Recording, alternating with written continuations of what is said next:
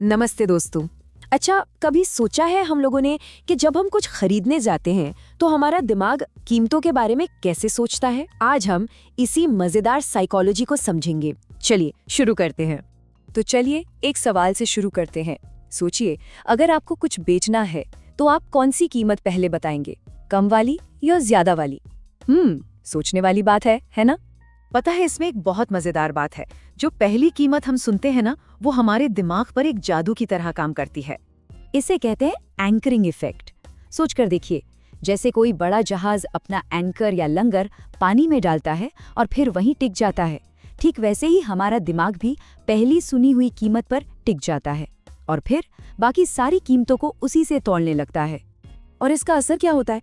हमारा दिमाग ना ये पूछना बंद कर देता है कि क्या ये चीज सस्ती है, बल्कि वो ये सोचने लगता है, अरे ये पहले वाली कीमत से सस्ती है या नहीं। देखा आपने, पूरा का पूरा सवाल ही बदल जाता है। चलिए इसको कुछ मजेदार कहानियों से समझते हैं। ये हमारी रोज की जिंदगी से जुड़ी हैं, आप इन्हें तुरंत पहचान जाएंगे। तो पहली कहानी है मोबाइल की दुकान की। सोचिए, आप एक नया फोन लेने के लिए दुकान में गए हैं। अब देखिए दुकानदार कितना होशियार है। वो आपको सबसे पहले 80,000 रुपए का फोन दिखाता है। आप देखकर सोचते हैं, अरे बाप रे, ये तो बहुत ही ज्यादा महंगा है। फिर वो आपको 45,000 रुपए का दूसरा फोन दिखाता है और अचानक से आपको लगता है, हाँ ये तो काफी ठीक लग रहा है। अब जरा सोचिए, अगर उसने पहले ही 45,000 वाला फोन दिखाया होता तो शायद आपको वो भी महंगा लगता। देखा जादू, उस 80,000 की कीमत ने एक एंकर डाल दिया था। ठीक है, अब चलते हैं दूसरी कहानी की तरफ। ये है एक रेस्टोरेंट की। मान लीजिए आप मेन्यू कार्ड देख रहे हैं। मेन्यू में सबसे ऊपर सबसे महंगी डिश है, मान लीजिए 1200 रुपए की। उसे देखकर तो कोई भी सोचेगा, ना बाबा ना, ये तो नहीं खाना। लेकिन जैसे ही आपकी नजर नीचे जाती है, आपको 650 रुपए की एक डिश दिखती है। अब ये 650 रुपए वाली डिश एकदम सही लगने लगती है ना? असल में वो 1200 रुपए की डिश वहां सिर्फ एक एंकर का काम कर रही थी, ताकि बाकी सारी कीमतें आपको कम लगे। और चलिए अब एक आखिरी कहानी सुनते हैं। ये कहानी स्टूडेंट्स और उनके पेरेंट्स से जुड़ी हुई है। मान लीजिए कोई इंस्टीट्यूट बताता है कि हमारा जो कॉर्पोरेट प्रोग्राम है ना, वो 1,50,000 रुपए का है। ये सुनते ही तो किसी के भी होश उड़ जाएंगे।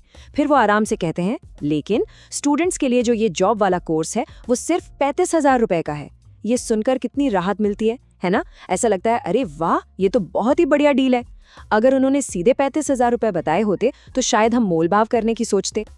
लेकिन रुकिए, इस तकनीक को इस्तेमाल करने का एक बहुत बहुत जरूरी नियम है। ये तभी काम करती है जब इसे समझदारी से इस्तेमाल किया जाए। देखिए, जो पहली कीमत आप बता रहे हैं, जो एंकर है, वो भरोसे के लायक होनी चाहिए। ऐसा नहीं लगना चाहिए कि आप मजाक कर रहे हैं। जैसे अगर कोई कहे कि एक कप चाय 500 रुपए की है, तो क्या कोई मानेगा? बिल्कुल नहीं। तो कीमत ज्यादा तो हो, पर इतनी भी नहीं कि वो मजाक लगे। तो चलिए फटाफट से देख लेते हैं कि आज हमने क्या क्या सीखा।